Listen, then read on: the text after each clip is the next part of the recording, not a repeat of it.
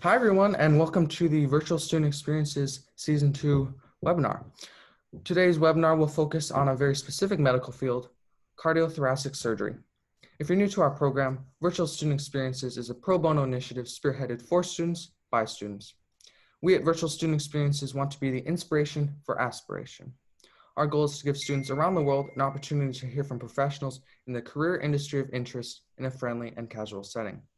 If you're a student that knows what you want to do in the future, we at VSC want to encourage, allow, and connect you with professionals. Through VSC, students are given the chance to decide if their career of choice fits their skills, personality, as well as overall interests.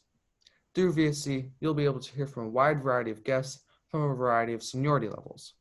To find out more information or to be signed up to be notified about upcoming webinars, you can visit our website at virtualstudentexperiences.com.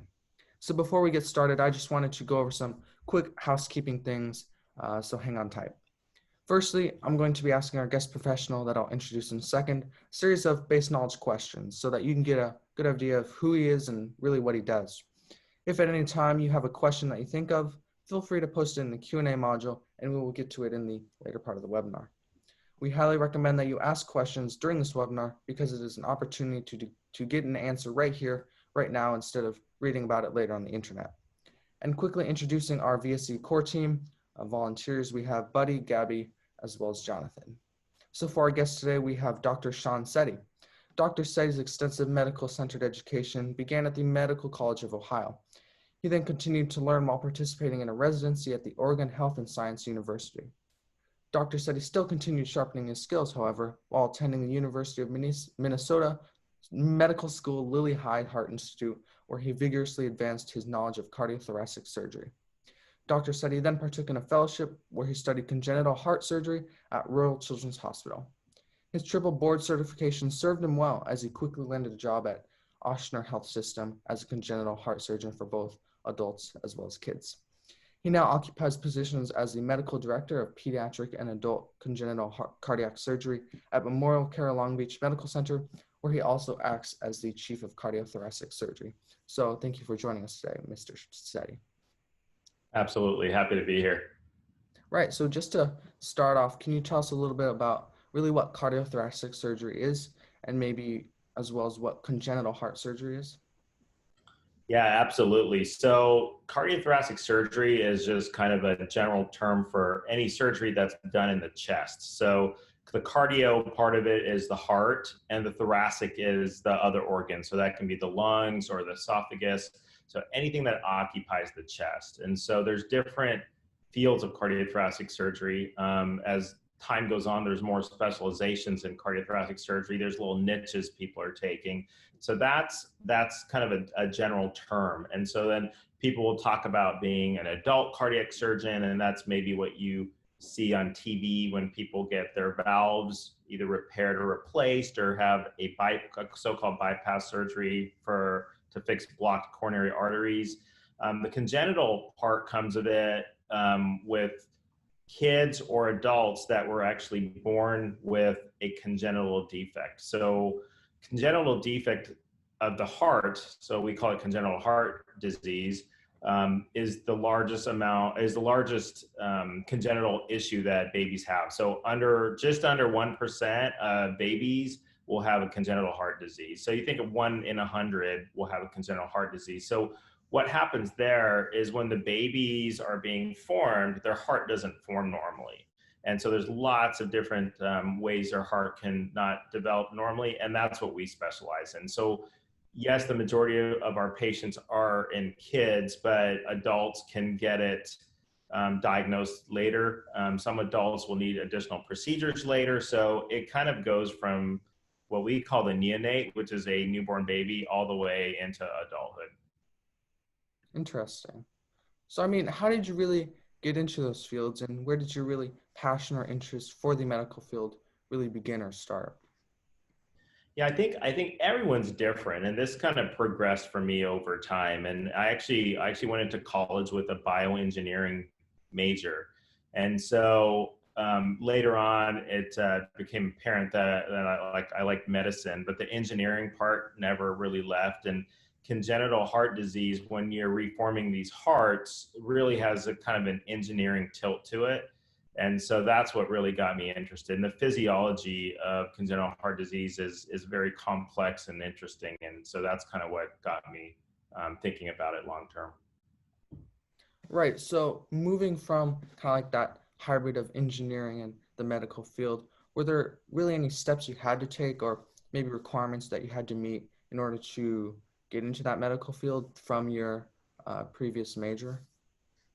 Yeah, so the way it works is when you go to college, it doesn't matter what degree you have, but to get into medical school, you need to have a set course list and requirements you have to take, and at least right now, you have to a medical license or a medical entrance exam you need to take called the MCAT. So no matter what major you are, as long as you take the set curriculum of courses and take the MCAT, and then you go into medical school, then that gets you into medical school. And then once you're in medical school, so that's 4 years, once you're in medical school, then you decide what specialty you want to go in. And that's when you go into what's called a residency.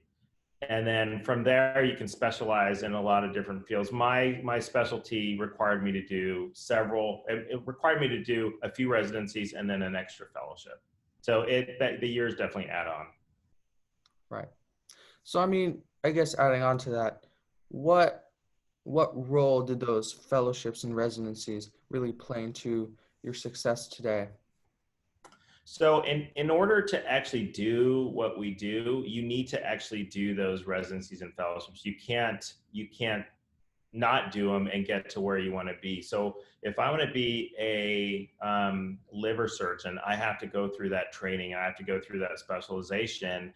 And after that point, after you completed it, then you take the tests to get you so you passed it. And when we say we're board certified, that means we've actually passed those tests for those things. So like for this field, I passed it in general surgery, then I passed it in cardiothoracic surgery, and then I passed it in congenital heart surgery. So those are those steps you need to take in order to get to where you want to be. Very cool. So, I mean, I guess it's really a lot of practice as well as preliminary education to really be successful, really to practice medicine. So, I mean, I guess how important is it really to go to a named school or to really get good grades? Is one better than the other, or do you really need both of them? Yeah, I guess, I probably think about this differently. I don't really think about the name of the school. I think about what you've achieved in that school. And nobody's going to tell you that grades don't matter. Nobody's going to tell you that those things don't matter. But at the end of the day, they try to standardize it with this test called the MCAT. So, you can go to different schools, but that MCAT is kind of their guide and what the person's done. But my thought process is that it's what you do in school. It's not the school you go to, Right. if that makes sense. Yeah.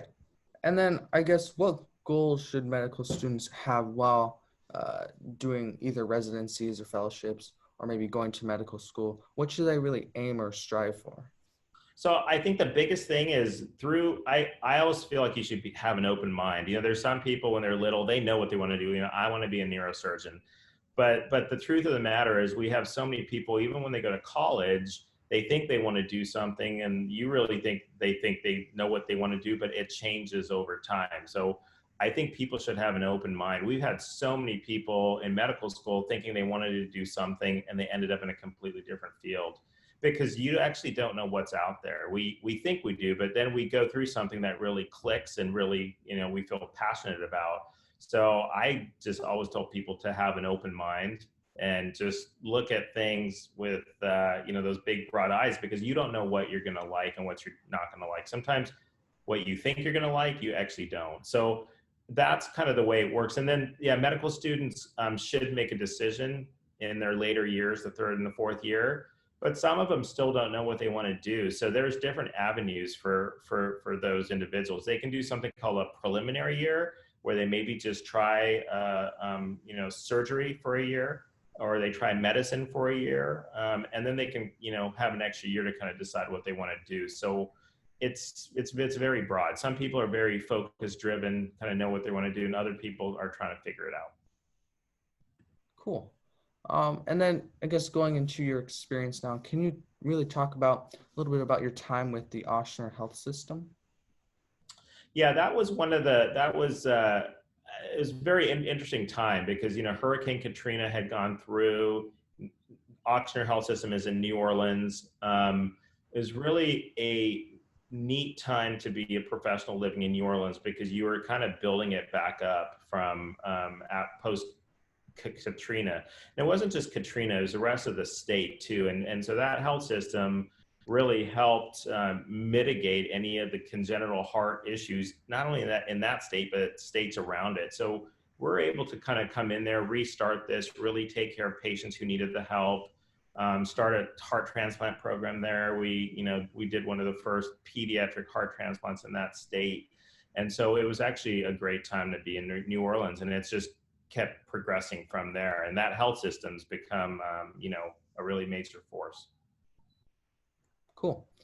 I mean, it seems like you have had experience or maybe even practice in Australia as well as New Orleans and Los Angeles. So how do maybe the healthcare systems differ and how might they be similar as well?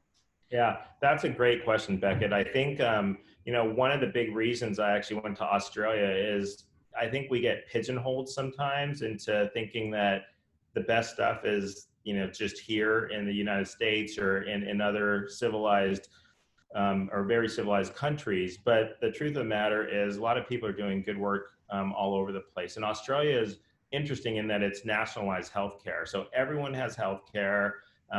And they really have little pods of specialty centers. So like the center I went to at that time was one of the major congenital heart programs in the whole country. So all the complex stuff came in there, and you got to see really a different viewpoint of medicine. And it actually was great because nationalized healthcare, everyone had healthcare. You weren't worrying about someone, not being able to get care, and not only as like for surgery, but for everything else too.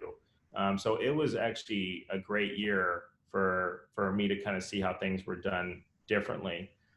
Within our country, I think different places do different things, but the gist of it is pretty much the same. I mean, California works a little bit different than Louisiana. That's going to work a little bit different than Massachusetts, and so there's little differences, but I think the whole thing is pretty much the same.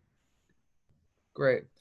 So coming really kind of back to Hurricane Katrina, how do current events really play into your work? Like, do certain seasons have more congenital heart failures, like stuff like that? Do current events really play into the number of patients you have to see? So, the way it works for us is there's so many different kinds of anatomies that we see, and some of them you fix it and that's it. You don't think they're going to have anything else again. There's some that we know they're going to come back because they need something else done. And so the way it works for us is a lot of our critical patients are babies that are born, and so we don't have any control over when a baby is going to be born and when we need to do something. But there are patients that need other things done, like let's say they need a valve placed in a certain area and they're going to school.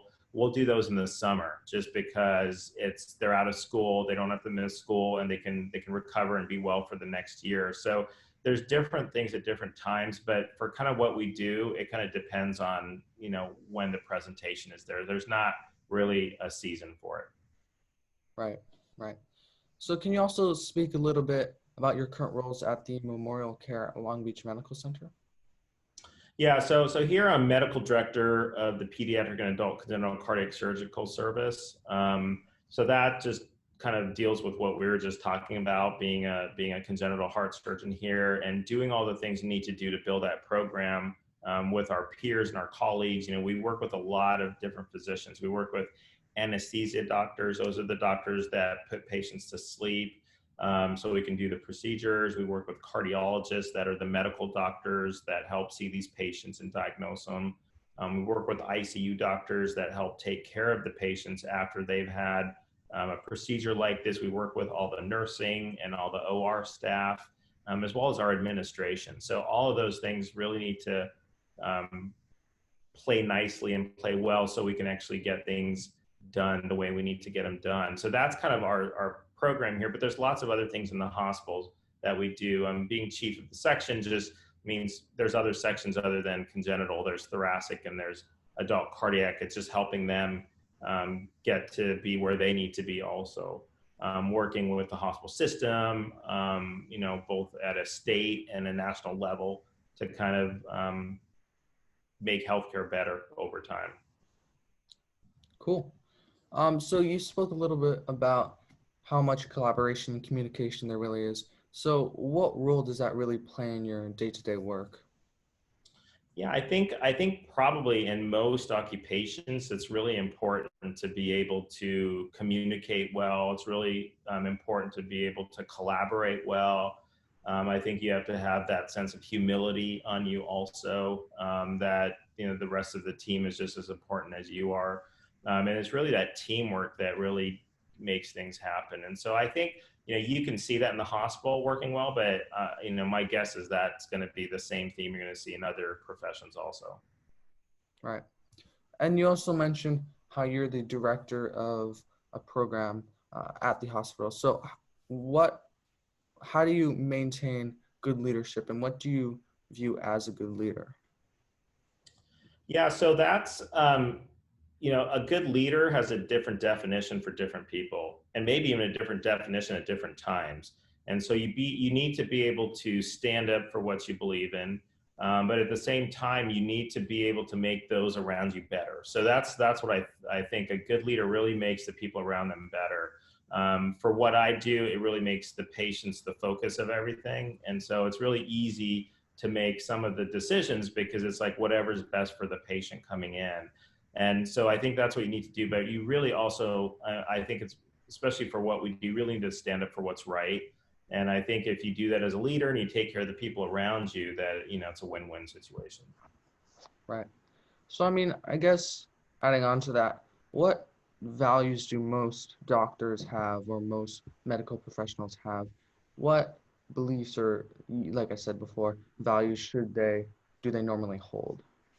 Yeah, so obviously everyone's different, right? You can't throw everyone in one bucket. But I would think in the healthcare field, I really think compassion is really one of the big values you need to have. I mean, that drives everything you do and how you do it. I think that's one of the big things. I mentioned it before, but I think humility is also good. There's always people that may know something that you don't, and those are the two kind of drivers that I would hope that most physicians would have.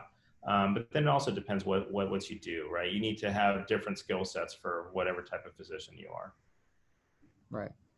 I guess the next question I really have is, how do you continue to make progress, and how do you continue to move forward throughout your years of work? Yeah, so that's the thing with medicine and a lot of other professions is you never stop learning. You think you've learned it all, but you learn on a daily basis, and I don't think that ever stops. You probably still learning at the time that you're retiring, and so I think closing those windows too early is probably not a good idea. You always have to have your eyes open. The technology and the information and science, it's a rapidly progressing field, right? Every year there's something new, and there's all these cool things that are happening out there.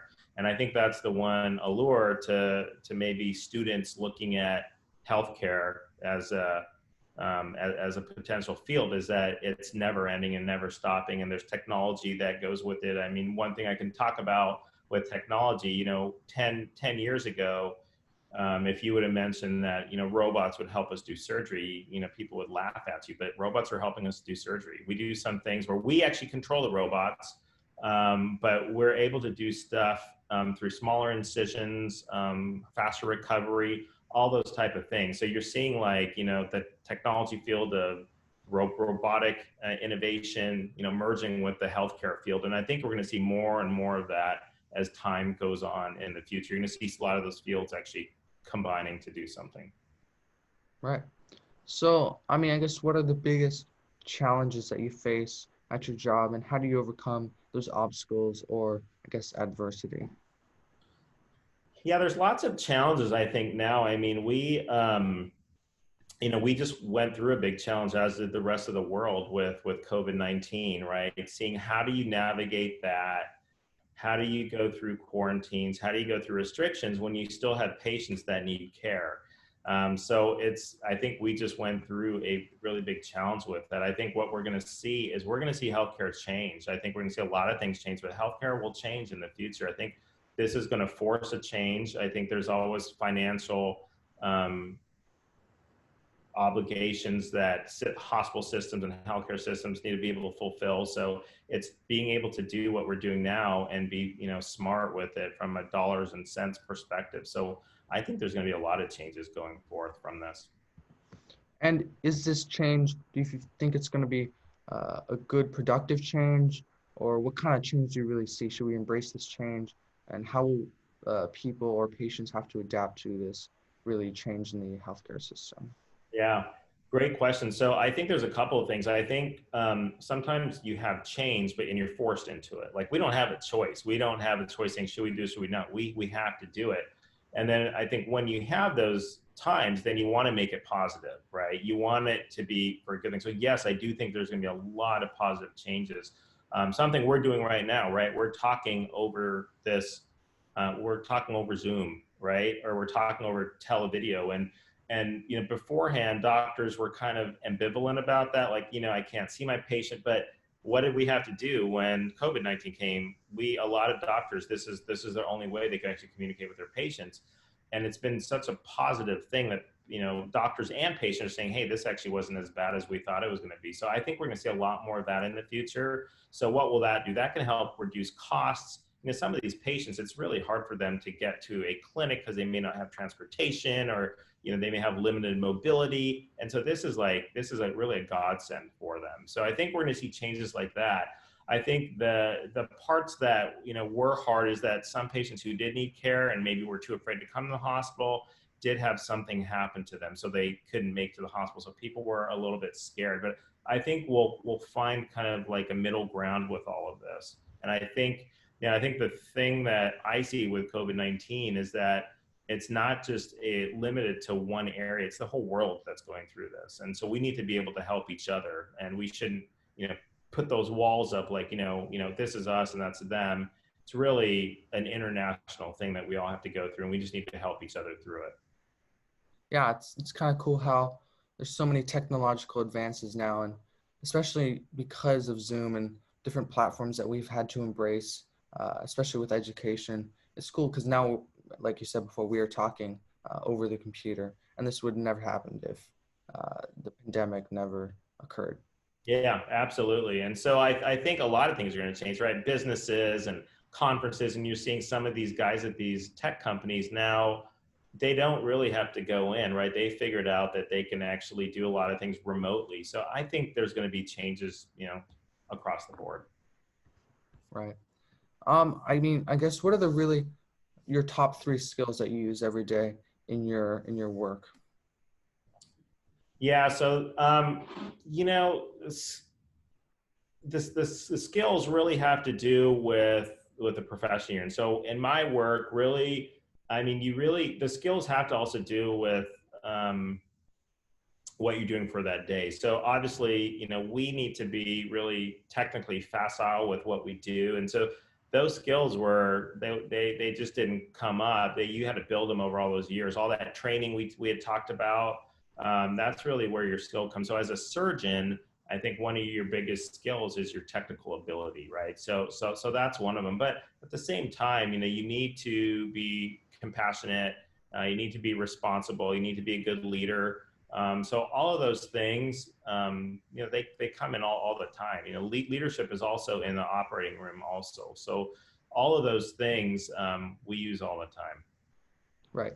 It really comes down to those hard and soft skills and the compatibility between the two of them. Yeah. So, I guess what did a typical day look like for you before the coronavirus pandemic, and how has that really changed and adapted? Yeah, so for me, because of what I do, and because you're never gonna have to stop doing surgery on patients who have congenital heart disease, we always had that all the way through. So that never stopped. And even when hospitals kind of shut down a lot of what they did, we still had babies being born with what we considered critical congenital heart defects that needed to go to the operating room and get those things done. But for patients who could wait, they waited. And so, the volume, I think, across the whole country went down over that time for surgeries. And so patients did wait, and then we waited in the initial parts, and then we were able to get those done early on in the summer. But there are still patients and families who are still afraid to come to the hospital. Right. I guess what specific courses or what maybe clubs should aspiring surgeons take to maybe advance their knowledge and preparation of going to medical school? Yeah. So if you want to be a doctor and you're in college, it probably isn't a bad idea to figure out actually what they do. And I guarantee you that the TV shows don't show it the same way that it actually is. But maybe you want to go volunteer at a hospital, right? You can actually kind of see what happens, and then maybe you get to see a couple different specialties, so you can compare the two and get that interest. But in terms of clubs, there's always clubs that are geared towards medicine, and it kind of helps you. But if you truly want to see like what the hospital is about, that's one of those things. Because you have to remember too, it's not just always about being a doctor. There's all these other professions out there, right? People can go, a nursing route. People can go into these ancillary support staff routes. There's all these different things. There's physical therapy, occupational therapy, all these different things that a hospital holds. So even if they don't want to quote unquote be a doctor, there's so many different things they can do to really contribute. Cool. And then I guess a question about mentorship. Do you really have a mentor, and if you had a mentor or still have one, what role did they play, and what role do they continue to play? Yeah, so it's really interesting. I mean, most of us have, we've had some sort of mentors through our training. Otherwise, you wouldn't have gotten to where you need to be. Different people have different types of mentors. Some people still keep in touch with them and, are really close with them. I never had that type of mentor that was actually, that type of person. But through every single one of my training programs, you always have people that, you look at them and say, they do these things well. I would like to kind of emulate those things. Or, maybe you come up with a really hard diagnosis you have, and you can just pick up the phone and be able to call someone and just say, hey, have you ever seen this before? And so I think mentors come in different sizes and shapes, and it's kind of what you need from them. I didn't have that one true mentor that, caught me through. I just kind of had those individual ones through those time periods. But saying that, I do think a mentor is really important. If you can identify one, and someone takes you under their wing to kind of help you through some of this stuff, it's fantastic. I think I think that's what a lot of us are trying to do now. I think surgery in the past has always been, people have a different image of it now. But I think what we like to do, because there's not actually that many people who do what I do, and so it's actually getting the next group of people ready for that. So you want to be able to spread that knowledge to them too. Cool. And then I guess finally, what are some final words of wisdom, or what are some suggestions that you might have for aspiring surgeons? So I would say words of wisdom for aspiring students in general. Doesn't matter what you want to do. Just keep your options open.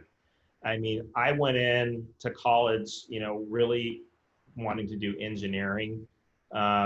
And I can tell you, there's so many people who came in wanting to be pre-med that did something completely different. So I would say keep your options open. I think you really have to do what you're passionate about. And that will become clear over time. Certain people have different,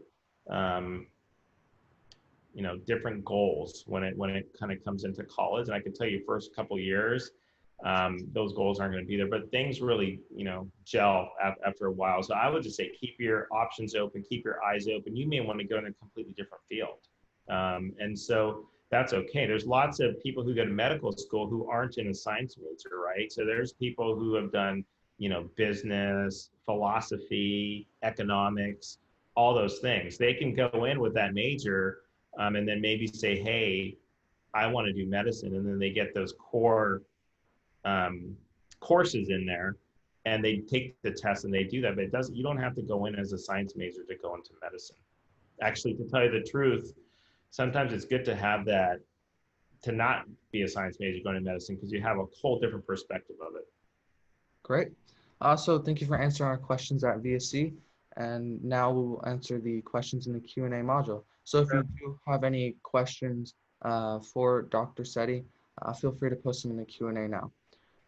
First question is, what are some classes that I can take to lay down a good foundation for a career in the medical field? Yeah, so in college, you're going to take your biology courses, you're going to take all your science courses, physics, you're going to have certain math requirements also. And so there's a course list that you take, but it's going to be very, I think, science oriented, but not completely science oriented. So once you have those curriculums, you know, what I would say is if you were truly interested in this, you would meet with your guidance counselor early on and say, okay, this is how I'm going to set up my class schedule. These are the courses I need to take. And this is what I need to do to take the entrance exam for medical school called the MCAT. That is pretty much standard anywhere. Cool. And then second question is, where do you really see technology taking the medical field in the future? So it's amazing what's happened in such a short amount of time. And we touched upon the robotic stuff that can be done, but it's amazing. So like beforehand, we could only put in valves by doing an open surgery. Now there's there are valves actually in one of the valve positions called the aortic valve is very routinely being done through arteries in the groin. So they put a small, what we call a sheath in there, and they can actually put valves in that way. And so you think about that, you know, patients who previously maybe had to have an open heart surgery and undergo this are now getting it put in through an artery in their groin and getting valves placed that way. And so there's, you know, there's 4 main valves to the heart. And I can say in 2 of them, you know, it's become pretty routine to do them. And the other 2, those advances are actually starting now. We're actually getting the first valves getting put in those positions too. So, you know, there's that's just one example of many. You know, I'm just talking about the heart. I'm not even talking about other parts of the body. You know, it used to be that you would have to go get an artificial knee, maybe put in what we call knee replacement from getting arthritis after a while. And, you know, patients would stay in the hospital for multiple days. And now a lot of these patients will get it done and go home the same day because they're being able to be done smaller type incisions. There's better control for discomfort afterwards. So all these things are really, really changing. And technology, we're just talking about those things, but we haven't even talked about technology that can be used to diagnose some problems you have. And so there's a lot of different things being done right now. So it's actually, like I said, I think you're going to see a lot of these fields really coming together more than they already are. That's very interesting. So I guess the next question is, if you want to be involved in medicine but not be a doctor, what options do you have? You have lots of different options. So we talked about, you know, let's just go through some of those things. So if you look at a hospital, you know, you can be an administrator. You don't even have to be in the science field. You can be a hospital administrator. You could be a nurse. You could work in the operating room as an operating nurse. You can be what we call, we have a lot of techs here who work with some of the biomedical equipment in the hospital. For what I do, heart surgery, we actually have a specialist called a perfusionist who actually runs the heart-lung machine so we can actually do these surgeries. So you look at that, there's so many different things just within the hospital in and of itself. And then let's look outside of the hospital. So we have all of these companies that make these products that we use, right? So you can be a rep for either like a pharmaceutical company, for a device company, for all of those things. So you're looking at that whole aspect of it. And then what about what we're doing today? You have all of the IT people who work to really make things happen in the hospital. So it's almost never ending. You can still be involved in quote unquote healthcare or medicine and be in a completely different field. That's really cool how different paths, I guess, cross over in a sense. Absolutely. So, I mean, what is your work-life balance like? Yeah, that's a hard thing being a cardiac surgeon. I think, you know, historically, you know, people would say, oh, I never go home, I never do this stuff. But I think it's whatever your priorities are. You got to set those priorities for yourself. Work-life balance as a surgeon may not be as good as some of the other fields in medicine, because a lot of the things we do are critical, acute, and we need to sometimes rush into the hospital. Sometimes our cases are long and we need to stay here late. So all that depends, but I think the individual needs to kind of set their limits for their work-life balance. I mean, personally for me, the family is really important, and you need to actually fit those into how you're going to do things. It's always easy to say, I was too busy. But the reality is that comes back on you. There's always going to be those times that you are going to be too busy, but there's also going to be those times when you're not as busy. And so that's up to the person to actually create their own work-life balance. Right. It comes down to really your priorities and I guess what you really want to make time for. Correct. And then finally, do you recommend medicine as a career, and why or why not? I recommend people do whatever they're passionate in. I think medicine's always been a great career because it's really nice to be able to, people laugh when they say when medicine's to help people. There's lots of fields that help people, but I think when you're helping people in that time when they're so vulnerable, and it's critical, right? You're talking about doing something to somebody that, is a little bit scary. And so I think it's a great field. It's never going to go away. I think there's advances in it. You could always make someone's life better. But there's a lot of other professions you can do that in too. So I think it comes from within. If you're passionate about it, then absolutely you should do it. Cool. So that's all the questions we really have for you today. Thank you very much, Dr. Setty, for taking the time to really talk with us here at VSC. We appreciate your insight as well as experienced perspective that you were able to share with us here today. And we're sure that the students who were not able to make it today and will view this later will greatly appreciate what you've shared with us today. So for students, thank you for joining us today. If you're interested in hearing about future webinars or other maybe workshops that we do, you can check out our website at virtualstudentexperiences.com and sign up to be on our email list. Thank you again, Dr. Setty, for joining us today. Happy to be here. Thank you.